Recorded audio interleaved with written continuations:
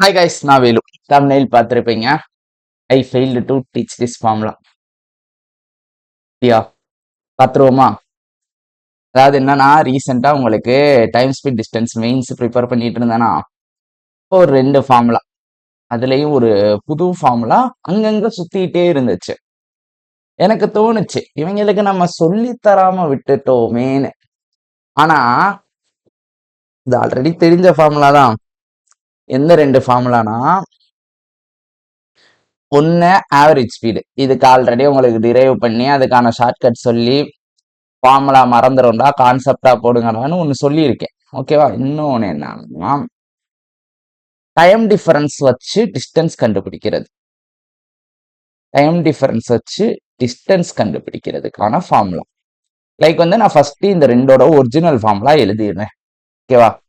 இங்க ஃபார்முலா என்னன்னா, T equal to S1 into S2 divided by S1 difference of S2 into time difference.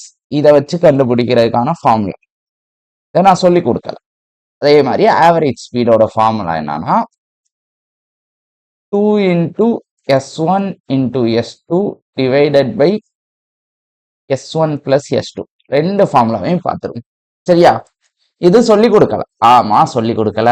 But ஏன் ஏன் formula மறந்துருவியா? ஃபார்முலானா என்னைக்குனாலும் மறக்கும். அதுக்கு தான் நம்ம என்ன பண்ணியிருக்கோம், கான்செப்டா படிக்கிறோம்.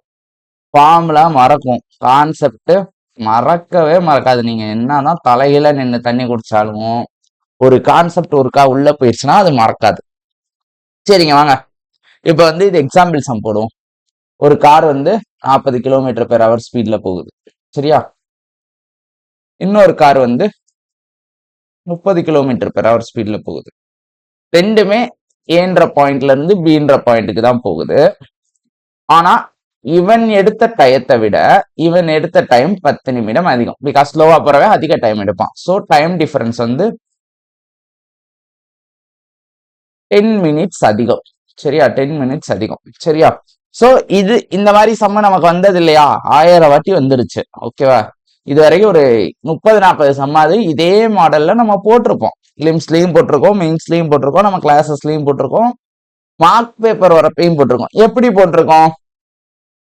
டைம் டிஃபரன்ஸ் இருக்கா? So distance by speed equal to டைம்னு நம்மளுக்கு ஒரு ஃபார்முலா தெரியும். Distance by speed equal to டைம்னு ஒரு ஃபார்முலா தெரியும். இவன் எவ்வளவு தூரம் போறான்? இதே டிஸ்டன்ஸ் தான் போறான். இதை நான் டின்னு வச்சுக்கிறேன். ஸோ டின்ற ஸ்பீடுக்கு எவ்வளவு தூரம், யார் அதிக டைம் எடுத்திருப்பா? இவன் தான். ஸோ மைனஸ் போட போறேன். அதனால இவனை முன்னாடி போட்டுக்கிறேன். மைனஸ் இவன் எவ்வளவு தூரம் போறான்? அதே டி டிஸ்டன்ஸ் இந்த ஸ்பீட்ல போறான். ஸோ இவன் எடுத்த டைம் மைனஸ் இவன் எடுத்த டைம் எடுத்தோம்னா 10 நிமிஷம். km/h இருக்கு. டிஸ்டன்ஸை கிலோமீட்டர்ல கண்டுபிடிக்க போறோம். இது மினிட்ஸ்ல இருக்கு. ஸோ ஹவரா மாத்த போறேன். 10/60. சரியா? இதை சால்வ் பண்ணி ஜென்ரலா நம்ம கண்டுபிடிச்சிருக்கோம். இதை சால்வ் பண்ணோம்னா என்ன வரும்னு பாருங்க. டியை காமனா வெளியே எடுத்துருவேன். ஸோ 30 into 40 மேல என்ன வரும்? 40 minus 30. 40 minus 30 equal to 1/6. So 6 அடிச்சேன்னா எனக்கு இங்க 1 time, sorry 5 time. So T equal to 200 sir, sorry 540 sir, 200/10 which is equal to 20. இது கான்செப்டுவல். இது கான்செப்ட். இங்க பண்ணது என்னது? கான்செப்ட். இதே கான்செப்ட தான் அவன் ஃபார்முலாவா கொடுத்துருக்கான். 2 ஸ்பீட் இருக்கு, ஒரு டைம் டிஃபரன்ஸ் இருக்கு, டைரக்டா டிஸ்டன்ஸ் எடுக்கலாம் அப்படின்னு ஒரு ஃபார்முலாவா கொடுத்தான். S1 into S2 40 into 30 divided by ரெண்டோட டிஃபரன்ஸ் 10 இன்டூ டைம் டிஃபரன்ஸ் 10 நிமிஷம். ஸோ அதை ஹவர்ஸா மாத்துறப்ப 10/60. சரியா? இதே தான் ஃபார்முலாவா கொடுத்தான். 0 0 கேன்சல், 6 அடிச்சேன்னா 5, மறுபடியும் அதே டிஸ்டன்ஸ் 20 வருது. எனக்கு ஒரு கியூரியாசிட்டி வந்துடும். என்ன கியூரியாசிட்டினா, கான்செப்டையும் ஃபார்முலாவையும் எப்படி மெர்ஜ் பண்றது? How this formula game? இது எப்படி வந்துச்சு? சொல்லுவோமா? இப்ப நம்ம பார்த்த விஷயம் தான், அதை வச்சு அப்படியே சொல்ல போறோம். சரியா? இங்க பாருங்க. இப்போ அப்டிராக்டா பார்க்க போறோம். சரியா? டைம் டைம் ஒன்னு வந்து டிஸ்டன்ஸ் பை S1. சரியா, போறவனோட டைம் வந்து T1 வச்சுக்குவோம். ரெண்டாவது போறவனோட டைம் வந்து டிஸ்டன்ஸ் பை S2, அவனோட ஸ்பீடு. ஓகேவா, இப்போ நம்மளுக்கு இந்த ரெண்டையும் வச்சு என்ன பண்ணலாம்னா T1 minus T2 which is time difference equal to distance by S1 minus distance by S2. Difference simple. Difference. Okay right. அப்ப இதை நான் டைம் டிஃபரன்ஸ்னு வச்சுக்கிறேன். டிய காமனா வெளியே எடுத்துடுறேன். 1/S1 minus 1/S2. சரியா, சரி ஓகே. இதுக்கப்புறம்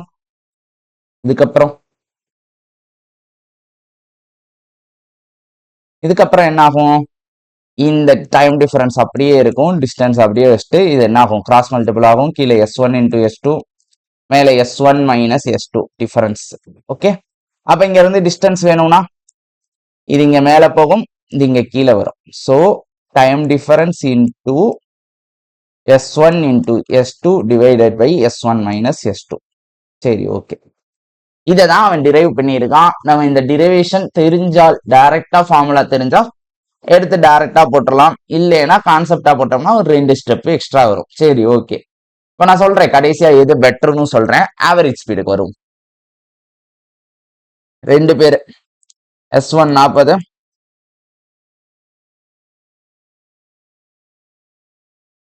S2 10. 2 பேரும் போறான். எவ்வளவு ஆவரேஜ் ஸ்பீட்ல போறாங்க? சரி எவ்வளவு ஆவரேஜ் ஸ்பீட்ல போறாங்கன்னு கண்டுபிடிக்கணும். ஆவரேஜ் ஸ்பீடுக்கு நான் சொல்லி கொடுத்த ஃபார்முலா என்னது? இந்த கருமத்தெல்லாம் தூக்கி போட்டு, ஸ்பீடுனா என்னது? Distance by time. ஆவரேஜ் ஸ்பீட்னா என்னது? Total distance by total time. சரி, இப்ப இவன் எவ்வளவு தூரம் போறான்னு தெரியாது, இவன் எவ்வளவு தூரம் போறான்னு தெரியாது. சரியா, ஆனா ஒரே தூரம் தான் போயிருப்பான். அதுக்கான ஸ்பீட் ஆவரேஜ் ஸ்பீடான கண்டுபிடிப்போம். சோ இவன் போன டிஸ்டன்ஸ் Tன்னு வச்சுக்குவோம். இவன் போன டிஸ்டன்ஸ் T, மொத்தமா 2D. ஓகே, டைம் வேணும். டைமோட ஃபார்முலா என்னது? Distance by speed. அவனோட ஸ்பீடு 40, இவனோட ஸ்பீடு 30. சரி ஓகே, அப்ப ஆவரேஜ் ஸ்பீட் ஈக்குவல் டு மேல 2D வந்துருமா? கீழே என்ன ஆகும்? டிய காமனா வெளியே எடுத்தா 1/40 பிளஸ் 1/30ன்னு வரும். சரியா, ரைட்டு ஓகே. இதுக்கப்புறம் என்ன ஆகும்? டி கேன்சல் ஆகும். சரி 2 பை மேல என்ன ஆகும்? 30 plus 40 divided by 30 into 40.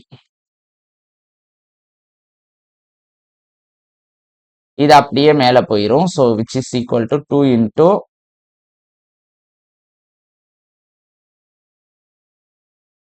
30 into 40 divided by 30 plus 40 which is 70. போட்டுடலாமா? 70 போட்டுடலாமா? கேன்சல். ஆன்சர் வந்து என்ன வரும்? 64 240/7. இதுதான் ஆவரேஜ் ஸ்பீடு. சரி, இப்போ அவன் கொடுத்த ஃபார்முலா பருவமா? ஃபார்முலா மறந்து போயிடும், அதான் பிரச்சனை. Average speed equal to 2 into S1 into S2 which is 30 into 40 divided by S1 plus S2 which is 70. Cancel 4 2s are 8, 8 30s are 240, 240/7 தான். அதே தான் வருது. சரி ஓகே, அப்படியே ஃபார்முலா டெரிவேஷன். இது ஏற்கனவே சொல்லி கொடுத்துருக்கதுடா, மறுபடியும் சொல்றேன். ஃபார்முலா டெரிவேஷன் போடுவோம். ஆவரேஜ் ஸ்பீடுக்கு ஃபார்முலா என்னது? நம்ம கான்செப்ட் படி distance, total distance by distance by speed 1 plus distance by speed 2 which is time. இவன் எடுத்த time which is total time. ஓகேவா, 2D டிவைடட் பை டிய காமனா வெளியே எடுப்போம். அப்போ 1/S1 பிளஸ் 1/S2 வரும். சரி ஓகே, இதுக்கப்புறம் என்ன பண்ணுவோம்? 2 by dd cancel. So S1 plus S2 divided by S1 into S2 தானே வரும். இதை மேல கொண்டு போயிருவோம். 2 into S1 into S2 divided by S1 plus S2. இதுதான் என்னது? Average speed. சரி ஓகே, இப்போ கான்செப்ட் எப்படி வந்துச்சு, ஃபார்முலா எப்படி வந்துச்சு, எல்லாமே டிரைவ் பண்ணிட்டோம். ஃபார்முலா படிக்கணுமா இல்ல கான்செப்டா போடணுமா? எது பெட்டர்னா ஃபார்முலாவா பண்ணுமா கான்செப்டா போடணுமா? இங்க நம்ம பண்ணது என்னது? கான்செப்ட். எப்பயுமே நான் இப்படிதான் போவேன், இதைதான் சொல்லி கொடுத்துருக்கேன் கிளாஸ்ல. திடீர்னு இந்த மாதிரி ஃபார்முலாஸ் வரப்ப பிரச்சனை இல்லை. ஆனா என்ன பிரச்சனை ஒண்ணு வரும்னா, ஃபார்முலா மறக்கும். ஃபார்முலா மறக்கும். இன்னைக்கு பார்த்துருப்பீங்க, இன்னைக்கு ஸ்ட்ராங்கா இருக்கும், நாளைக்கு நல்லா யாகம் இருக்கும், 10 நாளைக்கு அப்புறம் லைட்டா யாகம் இருக்கும், 20 நாளைக்கு அப்புறம் கொஞ்சம் யாகம் வரும். ரிவைஸ் பண்ணலைன்னா சொல்றேன். ஆனா கான்செப்ட், நீ வேலைக்கு போய் 2 வருஷம் ஆனாலும் distance by speed equal to time மறக்கவே மறக்காது. Distance equal to speed into time மறக்கவே மறக்காது. கான்செப்ட் என்னைக்குமே மறக்காது. ஆனா ஃபார்முலா மறக்கும். இப்ப வாங்களேன், டிஸ்டன்ஸுக்கு ஒரு ஃபார்முலா போட்டோம்ல, மேல மல்டிப்ளையா கீழே மல்டிப்ளையா, ஃபர்ஸ்ட் குழப்பம் வரும். ரெண்டாவது குழப்பம் மைனஸா பிளஸ்ஸா, ரெண்டாவது குழப்பம் வரும். மூணாவது குழப்பம் இது மேல வருமா இது கீழே வரும். ஓகேவா? இந்த மாதிரி குழப்பங்கள் வரும். அதே மாதிரி ஆவரேஜ் ஸ்பீடு ஃபார்முலால மேல மல்டிபிள் வருமா கீழே மல்டிபிள் வருமா தெரியாது. சரி, ஓகே. கீழே பிளஸ் வருமா மைனஸ் வருமா தெரியாது. ஏன்னா இங்க இந்த ஃபார்முலாக்கு மைனஸ், இந்த ஃபார்முலாக்கு பிளஸ். நிறைய பேர் இந்த 2 போட மறந்துடும். நிறைய பேர் ஆவரேஜ் ஸ்பீடு போடுறப்ப என்ன பண்ணிடுவோம்னா S1 into S2 divided by S1 plus S2. சோழி முடிஞ்சு. 3 பேரோட ஆவரேஜ் ஸ்பீடு எடுக்கணும்னா இன்னும் கொடூரமா இருக்கும். ஃபார்முலா மனப்பாடமே பண்ண முடியாது லிட்ரலி. ஆனா 3 பேர் வந்தாலும் என்னைக்குனாலுமே ஆவரேஜ் ஸ்பீட் என்னது, 100 பேரை கொண்டு வா, நான் போடுவேன். Total distance by total time அடிச்சு முடிச்சுட்டு போயிடலாம். சரியா? ஆனா 3 பேர் 4 பேர் வரப்ப இந்த ஃபார்முலா மண்டேல செஞ்சிடும். அதே மாதிரிதான் இதுவும். என்ன பிரச்சனைனா இந்த ஃபார்முலாக்கு ஈக்குவலா வரும். டஃப் கொடுப்பான். 2 வருமா வராதா குழப்பம், பிளஸ்ஸா மைனஸா குழப்பம். சரியா? அதனால கான்செப்ட் என்னைக்குமே நின்னு பேசும். சரி, அப்ப இந்த ஃபார்முலாலாம் யூஸே இல்லையா, எங்கேயுமே யூஸ் ஆகாதானா எடுத்து வச்சுக்கோ. எக்ஸாமுக்கு முத நாள் இந்த ஃபார்முலாவை பார்த்துட்டு போங்க. எப்ப காப்பாத்தும் நான் சொல்றேன் பாருங்க. இந்த ஃபார்முலா ரெண்டையும் எழுதி வச்சு நான் லிட்டரலா என்ன பண்ணுவேன்னா எக்ஸாமுக்கு முன்னாடி நாள், ஐயோ ரெக்கார்ட் ஆகுதா, ஃபர்ஸ்ட் ரெக்கார்ட் ஆகுது. எக்ஸாமுக்கு முன்னாடி நாள் என்ன பண்ணுவேன்னா என்னோட பழைய நோட்ஸ் பூராத்தையும் எடுப்பேன். அங்கெல்லாம் டப்பா போட்டிருக்கிறது எல்லாத்தையும் ஒருக்கா பார்ப்பேன். 1/a + 1/b = 1/a + b. எங்க வரும்? டைம் அண்ட் ஒர்க்ல. இந்த மாதிரி அங்கங்க எழுதி இருப்பேன். πr² வச்சு எங்க வரும்? Volume of cylinder. இந்த மாதிரி எல்லாத்தையும் அப்படியே ஒரு கிளான்ஸ் பாக்குறப்ப எங்க யூஸ் ஆகும்னு சொல்றேன் பாருங்க. நீங்க இத்தனை நாள் இப்பதான் போட்டு பழகி இருப்பீங்க, average speed = total distance by total டைம்னு. ஆனா இந்த ஃபார்முலாவை ஒரு கிளான்ஸ் பார்த்துருப்பீங்க. கரெக்டா தானே போடுறேன்? கரெக்ட் தான். இந்த டவுட்டே வரும், கரெக்டா போடுறோமானே. கிளான்ஸ் பார்த்துருப்பீங்க. மறுநாள் யாகம் இருக்கும் எக்ஸாம்ல உட்காந்து கடைசி 15 செகண்ட் போற ஃப்ளோல பார்ப்பீங்க. S1 1 S2 1 இருக்கு, ஆவரேஜ் ஸ்பீடு சொல்லு அப்படின்னு கேட்டா இந்த ஃபார்முலால உடனே போட்டுறணும். சரியா? அதுக்கு மட்டும்தான் இந்த ஃபார்முலா. பட் எப்படின்னா ஒரு பெரிய டிஐல கான்செப்ட் பேஸ் பண்ணி ஒரு டிஐ வருது, இல்லைன்னா கான்செப்ட் பேஸ் பண்ணி ஒரு பெரிய சம்மு வருது. அங்க இந்த டேட்டா வந்து கம்ப்ளீட்டா இல்ல, லைக் S1 இல்ல S2 இல்லாம இருக்கும். இப்போ ஃபார்முலாவா போடுறதை விட பெட்டர் கான்செப்டா போட்டீங்கன்னா இன்னும் ஈஸியா இருக்கும். சரியா? சோ இதை நான் நடத்தலையா, எனக்கே இந்த ஃபார்முலா இன்னைக்கு தான்டா தெரியும்.